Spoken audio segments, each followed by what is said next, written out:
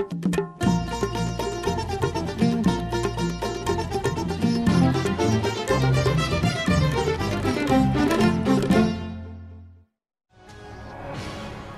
very good evening and welcome to the national broadcast. I'm Malsha Dharmavardhana.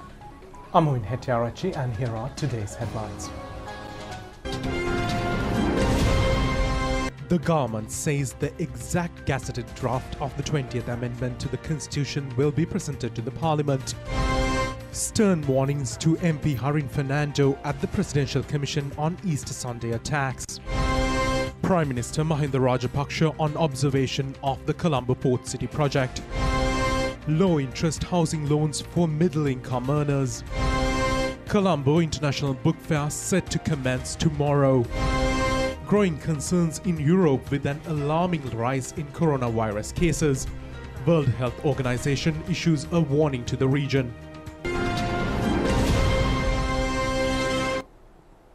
On to those and other stories in detail now, starting with your local stories. The government emphasizes that senior military officials allegedly involved in war crimes and crimes against humanity have not been appointed to key civilian roles in state institutions. In response to the statement delivered by the High Commissioner of United Nations Human Rights Council recently, Minister Keheliya Rambukwalla made these comments today. High Commissioner of United Nations Human Rights Council Michelle Bachelet, addressing the opening day of the 45th session of the UN Human Rights Council on Monday, stated that appointments to key civilian roles of the senior military officials allegedly involving in war crimes and crime against humanity is a pessimistic circumstance in response to the statement of the UN Human Rights High Commissioner, acting permanent representative of Sri Lanka to the United Nations in Geneva, Diane Mendis, rejected the references made to false and unsubstantiated allegations levelled against senior military officials being appointed to key positions of institutions. Several remarks were also shared on the allegations levelled against the senior military officials at the cabinet briefing today. Cabinet spokesman Minister Keheliya Rambukwalla said that the senior military officers have carried out an immense service to the country. He added that since the tenure of most military officers concluded before the age of 55, such officers can be considered for civilian roles in the state following a background check on their performances. He said that United Nations Human Rights Council have portrayed the country as brutal and violent and spread many false allegations on war crimes. He said that such allegations and activities have been related to the 2015 NGO agenda. He said that the country would not accept the statement made by the United Nations Human Rights Council. The government says that the exact gazetted draft of the 20th Amendment to the Constitution will be presented to the Parliament. This was revealed at a media briefing held to announce the cabinet decisions in Colombo today.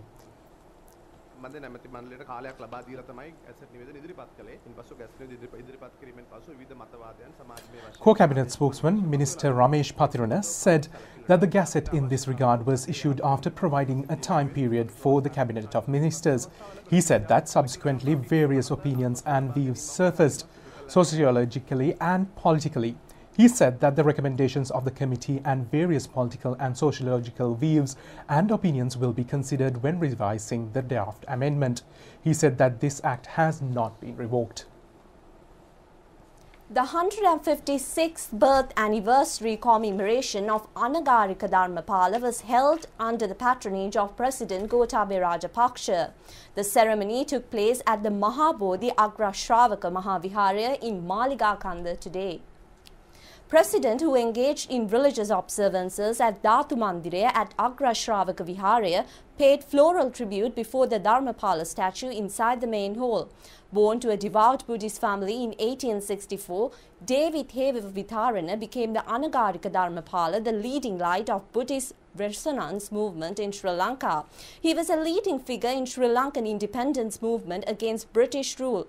He was the first Buddhist in modern times in preached the Dhamma in 3 continents, Asia, North America and Europe. The governor of the central bank, Professor W.D. Lakshman, presented the Dharmapala commemorative coin of 500 rupees denomination to the president. Sudammika Hevavitharana, a relative of Srimat Anagarikadharmapala, presented a souvenir with the image of Anagarikadharmapala to the President. President Rajapaksa also presented mementos during the commemorative ceremony. The President launched the Relax TV channel on Pure TV 113, which will be on air from today onwards. The chairman of the Mahabodhi Society and the chief Sanganayaka of Japan, Venerable Banagala Upatissatera, handed over 10 locally manufactured bicycles to Mahabodhi Society to the President. President Rajapaksa planted a sapling of Rathandun to mark the launch of the Suvadarani, the traditional medicine preservation project by the Ministry of Promotion of Indigenous Medicine. The Mahasangha included Mahanayaka of the Kotte, Sri Kalyani Samagri Dhamma Mahasangha Sabha, Most Venerable Ittapane Dhammalankara Thera, and ministers and parliamentarians were also present at this occasion.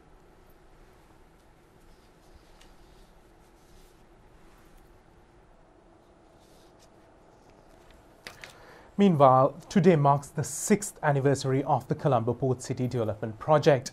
In this occasion, Prime Minister Mahinda Rajapaksa engaged in an observational tour at the project site. Visiting the Colombo Port City project site, the Prime Minister observed the light pier and common beach area. Subsequently, he visited the Aqua Golf Ground and played golf at the occasion. Prime Minister planted a Mayflower flamboyant tree in the central park of the Colombo Port City. Visiting the exhibition premises consists of a model of the Colombo Port City project. Prime Minister inquired into the development process of the infrastructure facilities of the Port City project. Prime Minister Mahinda Rajapaksa commenced the progress of the Colombo Port City project, which was commenced by the President of China and him on this particular day 6 years ago. He said that construction work, which was suspended for nearly 2 years during the previous government period, has been reinitiated. He said that the project is a landmark for the country. He said that this project will become a main income-earning avenue of the country. Prime Minister said that over 83,000 job opportunities will be created through this. 15 million invested in the project. He said that the project will be considered an immense investment made in the future generations of the country. The Port City Development Project was initiated on September 14, 2014 under the patronage of President of China Xi Jinping and then President Mahinda Rajapaksa. However, work related to the project was halted for a period of 1 year due to the short-sighted procedures of the previous government. 269 hectares of land has been reclaimed for the Port City Development Project and construction of the 3.2-kilometer long water breaker has been completed at present. Ministers Vimal Veerawansha, Rohit Abeygunawardena and Johnston Fernando and State Ministers Ajit Niwad Cabral, Lohan Ratwatta and Tharaka Balasuriya and Acting Ambassador of China in Sri Lanka who were present at the occasion. Meanwhile, Colombo Stock Exchange and the Securities Exchange Commission of Sri Lanka launched a future of stock trading with the digitalization of the Sri Lanka stock market. It was vested with the public under the patronage of Prime Minister Mahinda Rajapaksa today at the special market opening ceremony organized to mark the event.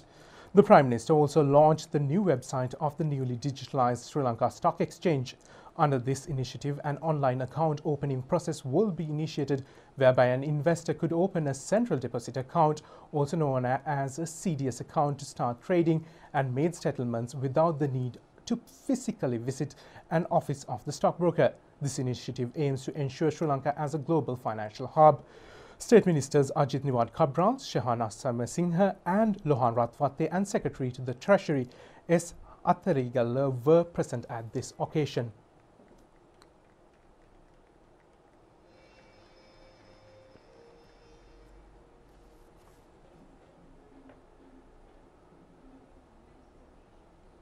Summons have been issued on the Greek national captain of the fire-stricken empty New Diamond ship Tyros Helias to appear before the court on September 28th. Colombo Additional Magistrate Priyantha Liyanage issued the relevant order today. The magistrate issued the relevant order after considering a request submitted by Deputy Solicitor General Dileepa Peris, representing the Criminal Investigation Department, which is conducting the relevant investigations. Delivering his summons before the court, the Deputy Solicitor General pointed out that a layer of crude oil, approximately 2 meters in depth and 400 meters wide, leaked from the oil tanker is visible in the relevant sea area. He further said that investigations carried out thus far have revealed that the seawater is up to a distance of 6.5 kilometers from the area in which fire-stricken tanker was located has been polluted due to the oil leakage. The government analysts have determined that the oil mixed with the seawater contained a high petroleum substance. The Presidential Commission of Inquiry of probing into the 2019 Easter Sunday terror attacks warned MP Harin Fernando over the impulsive behaviour displayed during his testimony at the Commission. The parliamentarian went on to say that a special investigation must be carried out to determine whether the Cardinal was aware of the attacks. MP Harin Fernando appeared before the Commission yesterday to testify regarding the statement he made to media that his father had pre-warned him of these Sunday attacks. Testifying at the Commission, MP Fernando said that his sister had called him when the first series of attacks happened on Easter Sunday last year and told him they were planning to go to the church and Kingsbury Hotel. Yet, their father had asked them not to on the previous night. The former minister said after relaying this information to then Prime Minister Ranil Wickremesinghe, he visited his father, who had been receiving medical care at the intensive care unit in Colombo, to ask how he knew about the attacks. However, his father only replied to him with, "I know a lot more than you," said Fernando. Witness Harin Fernando said that he suspects that an official of the Criminal Investigation Department may have warned his father of the attacks. The senior state counsel, then making a submission at the Commission, stated that it has been revealed that Harin Fernando's father had engaged in a 356-second long phone conversation with Sergeant Nandalal attached to the CID on the day before the last year's Easter Sunday. The senior state counsel further pointed out this is the same Sergeant Nandalal who was part of the CID team that visited Paskuda to arrest Zaran Hashim, a team member Ami Mohideen, and to recover the explosives in Vanathu. He also is the person whose photograph was found among the contacts in the phone of the said Ami Mohideen. The State Council added, speaking further, witness Fernando told the Commission that his father had never directly warned him against going to the churches and that he had only revealed to the media that what his sister told him. Harin Fernando alleged that his statement, "My father is currently in hospital. He called me last night asking me not to visit church, saying he had a tip-off. There is intelligent information. My father told me not to go to Kochikade church," made to the media was misused by media to strand him politically. The appeal court judge on the Commission then questioned MP whether the media had published anything he did not say, to which MP replied in the negative. However, the MP added that he had held a 45-minute press conference, but the media had only used the part in which he says his father warned him of the attacks. The Commission member then told Fernando that if he had a 45-minute conference, the media can only use the hottest minutes to broadcast. Parliamentarian also said he was greatly inconvenienced by the Cardinal's statement, "Our people died, minister's son survived." He further said that he does not believe the church was not aware of the attacks in a context where many parties were pre-warned of it. Fernando went on to say that a special investigation must be carried out to determine whether the Cardinal was aware of the attacks, because he did not hold a morning service last year on Easter Sunday, when the leader of the Catholic Church Council traditionally holds a morning mass on Eid every Easter Sunday. The President's Council representing the Cardinal inquired the MP Fernando whether if he would accept it if he says that the Cardinal, as usual, conducted a midnight service at the St. Lucia's Cathedral in Cartagena on April 20th last year, stating that the Archbishop holds the Easter service every year at midnight on Saturday before the Easter Sunday, to which Fernando said he was unaware of this and admitted that the above statement was made without any evidence and because it came to his mind. Thereafter, the President's Council inquired Fernando about a nephew of the MP who is currently studying at a Catholic private school in Colombo. MP Harin Fernando aggressively objected to the President's Council's Shamil Pereira regarding that question. The Commission then sternly warned MP on his impulsive behaviour and stated if he, as a witness at the Commission, treats a lawyer with disrespect, it is considered an act of disrespect towards the Commission as well. Meanwhile, the Galle Magistrate ordered today to name organised criminal Janit Madhushankar alias Podilasi as the second suspect in the case of directing death threats to the President, the Prime Minister, the Secretary to the Defence and senior ranking officials of the Prison Department. The order was issued after considering a request made by the Criminal Investigation Department when the suspect was produced before the courts through a motion.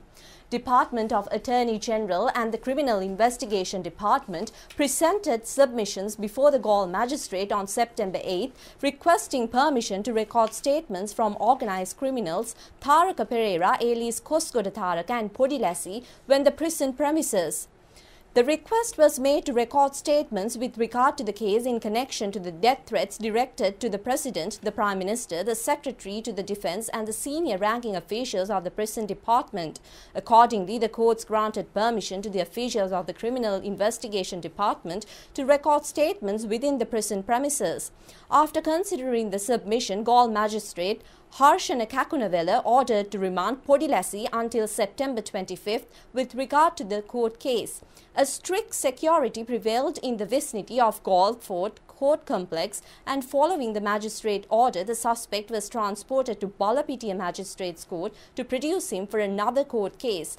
A case has been filed against the suspect with the Balapitiya court over an incident related to an alleged heroin racket in Batapola during 2017. The Balapitiya magistrate granted bail for the suspect under 4 conditions related to the incident. However, he was taken back to the Bursa prison as no one offered to fulfill the bail conditions. The suspect is in remand custody over various criminal charges, including the alleged murder of the chairman of Ratgama Pradeshiya Sabha.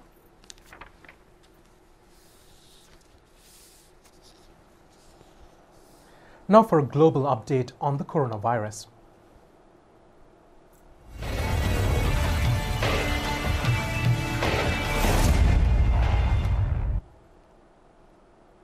More than 30 million have been diagnosed with COVID-19 and 945,000 have died from the disease thus far.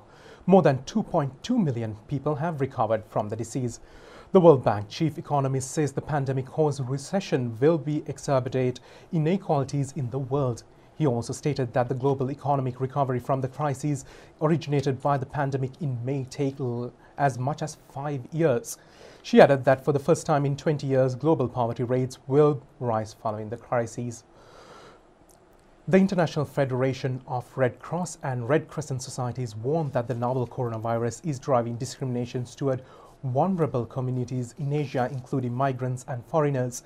Nearly half the people in 4 Asian countries, Indonesia, Malaysia, Myanmar and Pakistan, allege that certain groups for spreading the COVID-19, including foreigners and those who fail to follow the rules in matters such as compulsory mask wearing or physical distancing. India has reported another record jump in daily coronavirus cases, confirming more than 97,800 cases in the last 24 hours. Deaths, which have been relatively low so far, are also climbing. The country has recorded more than 1,000 deaths every day for the last 2 weeks. Britain faces difficulties in carrying out COVID-19 tests due to the shortages of lab capacity, said government sources. Australia, tensions rise over citizens struck overseas. Australia's Prime Minister Scott Morrison says the number of people allowed into Australia will rise by 2,000 from next Friday. The states which will have to house the arrivals in hotel quarantine have yet to give them their approval. United States President Donald Trump continues to claim there will be a coronavirus vaccine in weeks. President Trump has been pushing for a vaccine ahead of November elections, raising concerns about safety.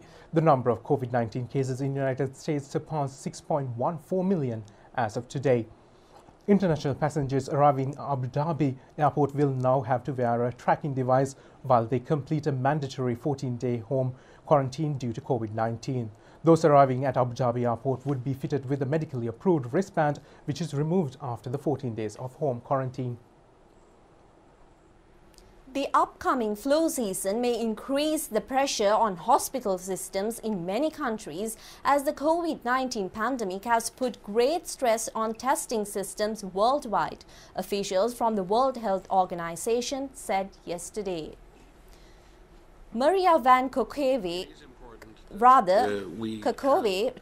technical lead for the World Health Organization Emergency Program, said the current increase in the number of new COVID-19 infections and hospitalizations is a worrying trend as the flu season is fast approaching, making it more difficult to distinguish between ordinary flu infections and the coronavirus. But what it is important is that governments, scientific institutions step back, review the evidence and give the most comprehensive, easy to understand and digest information so that people can take the appropriate action. There's a process of transferring knowledge to people. It's not just shouting at them. It's communicating with them. It's engaging them.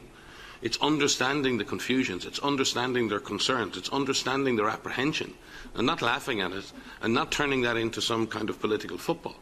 It's about genuinely communicating with people and genuinely recognizing that it's confusing and it's upsetting. And it's something we all strive to do better at. We all need to strive to do better at that. Everyone, politicians, scientists, doctors, nurses, parents, teachers, everyone needs to become a communicator and take that responsibility seriously. Despite the concerns, Michael Ryan, Executive Director of the World Health Emergencies Program, believes there is still time to work on driving down transmission and ease the burden on hospital systems.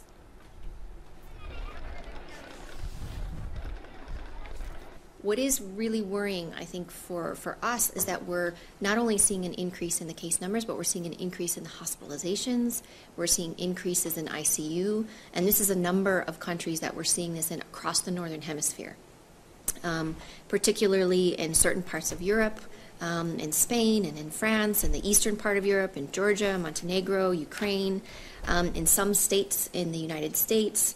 And what we worry about is the hospitalizations and in the ICU. And this is worrying because we're in mid-September and we haven't started the flu season yet. We haven't seen flu circulate yet. And so you can't distinguish between flu and COVID initially. You need a test to do so. So testing systems are really stressed right now, even though they've improved. But they're going to be even further stressed. We just don't want this virus to have the momentum it has now going into the winter. And to see the virus gaining momentum and gaining speed is not good, but there's still a lot we can do, and there are a number of weeks in which we can really try to work to drive down transmission so we can get things to a point where our hospital systems won't become overwhelmed. Meanwhile, as the number of seriously ill coronavirus patients in France climb higher, intensive care medics say the lesson learned from early in the pandemic are leading to changes in how they treat the sick. Dr. Alexander Avenel has 4 COVID-19 patients in his intensive care ward in his hospital in northeastern Paris. All of them have depleted blood oxygen levels, but none are under intubation. That might not have been the case 6 months ago. As a second wave of coronavirus sweeps across France, medics say the lessons learned from earlier in the year are leading to changes in how they treat coronavirus patients now. Little by little, we learned that if we can put off intubation, we probably should. When I look back, I tell myself that the first patients who came in March were generally in a much more serious condition than those we currently have in the last 3 weeks, in the last month. We talk about seriousness, but there are different levels of seriousness. The first patients who came were in catastrophic situations when they came, so I'm not sure we would have changed anything. But towards the end of April, we've tried to put off intubation and used all alternatives, and we realised that it worked. Avenel and his colleagues are delaying mechanical ventilation, a procedure which involves running a tube down a person's windpipe. Instead, they're increasingly placing non-sedated patients on their fronts and reducing the doses used in corticotherapy. Doctors have highlighted the risks of using invasive mechanical ventilators too early or too frequently. The refined approach reflects a broader shift on the front lines of the pandemic in Europe and beyond, as doctors have rethought their use of mechanical ventilators to treat those suffering badly. Australia reported today its lowest one-day rise in new COVID-19 cases in nearly 3 months as states said restriction imposed to slow the spread of the virus will be further relaxed. Australia reported its lowest one-day rise in new COVID-19 cases in nearly 3 months on Thursday, an encouraging sign that states will also begin to ease restrictions further. Australia's Victoria state, the epicentre of the latest outbreak, recorded just 28 cases in the past 24 hours. Premier Daniel Andrews. That is the first time that the case numbers have been in the 20s since the 24th of June. That is a fantastic outcome and a tribute to the hard work and the sacrifice, the contribution that every single Victorian is making. And I want to say thank you, and I want to say how proud I am. Residents in regional areas of Australia's second most populous state can now have outdoor gatherings of up to 10 people, and cafes will be able to seat up to 50 people outside. And in Melbourne, the news has buoyed hopes that residents will soon be granted additional freedoms too. But for now, the city is on an extended lockdown until September 28th. We move in for a short commercial break. We'll be back with more local stories. Do stay with us. The government has reached a decision to direct loans under the concessionary loan interest for the construction of housing for the urbanized middle-income earners. Further elaborations were made in this regard during a media briefing held to announce the cabinet decisions in Colombo today. The cabinet spokesman, Minister Kehelia Rambukwala, said that steps will be taken to provide the necessary loan facilities at a loan interest rate of 6.25% for the construction of housing for the urbanized middle-income earners as government policy. He said that timelines will be prepared for the imported pharmaceuticals and expected to produce a minimum of 50% of medicinal drugs in the country.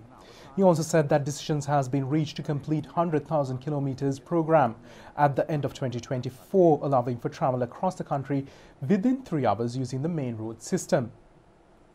The Cabinet of Ministers has granted approval to present the regulation issued under the Import and Export Control Act No. 1 of 1969 to the Parliament approval. Accordingly, 4 Gazette notifications under the Act expected to be presented for the Parliament approval. Temporary substitution of imports and non-essential items can be grown or produced locally. Commercial goods and motor vehicles is one of the decisions reached in this regard. Meanwhile, permission has been granted to import selected goods on loan facilities provided by suppliers or on foreign exchange-free basis. Also, the government has granted permission to import selected goods required for local industries, agriculture, export processing and local consumption. Cabinet of Ministers has also granted approval to purchase the necessary machinery required for printing of passports and government confidential documents by the Government Printing Department. The Cabinet decided to assign the Planning Department to conduct a detailed evaluation of the project. The Cabinet of Ministers granted permission for the construction of a 300-megawatt second integrated cyclic liquefied natural gas power plant in Keravalapitia. The project is expected to be completed in 3 years. Meanwhile, the Cabinet of Ministers has also granted permission for amend relevant labour laws to increase the minimum age for engagement of labour in service up to 16 years. The government has decided to amend the Ordinance on Child and Youth and Ordinance on Youth Convicts. Co-Cabinet spokesman Minister Ramesh Pathrana said that an individual less than 14 years has been prescribed as a child per the provision of the prevailing laws in the country. The Cabinet of Ministers has granted approval to increase the minimum age from 14 to 18 years. Also, he said the approval was granted to consider individuals under 18 as children and directed them for a probationary process without imprisonment for committed offences. The Prime Minister, as the Minister of Finance, tabled a policy framework to the Cabinet of Ministers to be followed in preparation for the budget of the 2021. Accordingly, resources will be allocated to achieve the expected results by the government's policy declaration Vistas of Prosperity and Splendour. The draft appropriation bill for the year 2021 is scheduled to be presented to the Parliament during the second week of October 2020. The Cabinet of Ministers approved the proposal to draft the appropriation bill for the year 2021 according to the proposed policies. At the Cabinet press briefing this morning, Minister Kehiliya Ramukwalla explained the steps taken by the Speaker regarding the parliamentarian Premalal Jayasekara. The Cabinet spokesman answered questions raised by journalists regarding this matter.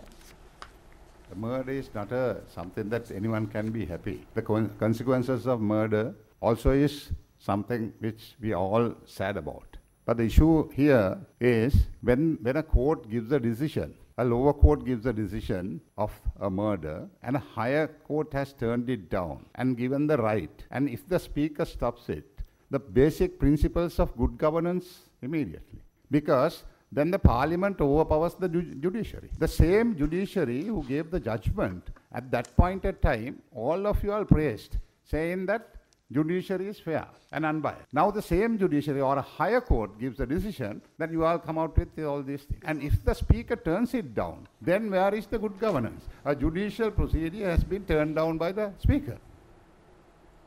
On more local stories, Love's Terminal Limited is celebrating today the 100th ship call for loading of LP gas at its port base. All-weather LP gas storage and transshipment terminal complex located at Hambantota International Port.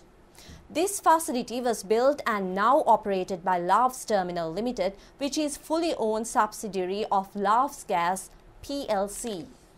The installed cargo capacity of the terminal complex is 30,000 metric tons, which can be turned around 3 times monthly to achieve 1 million metric tons of LP gas per annum as transshipment by way of import, storage, mixing of elements of propane and butane, and exports to identified markets.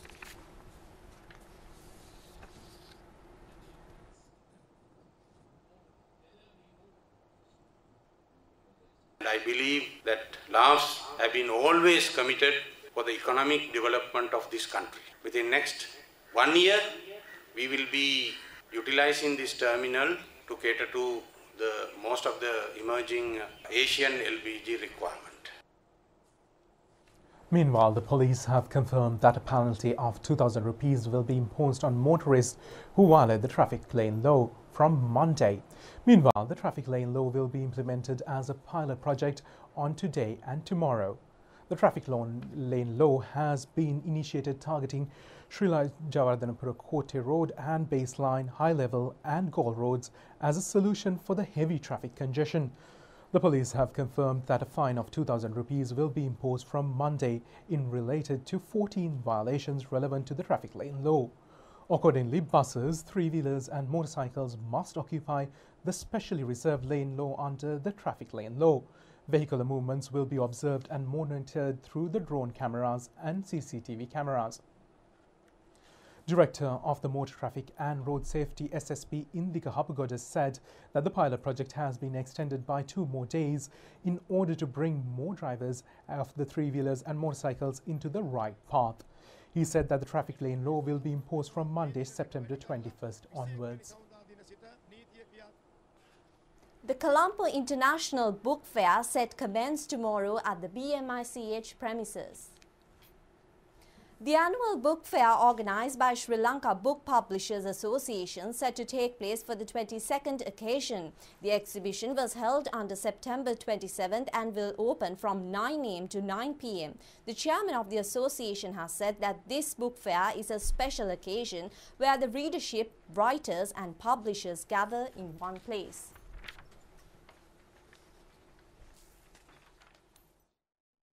Reading makes a man full, and books are uniquely a portable measure.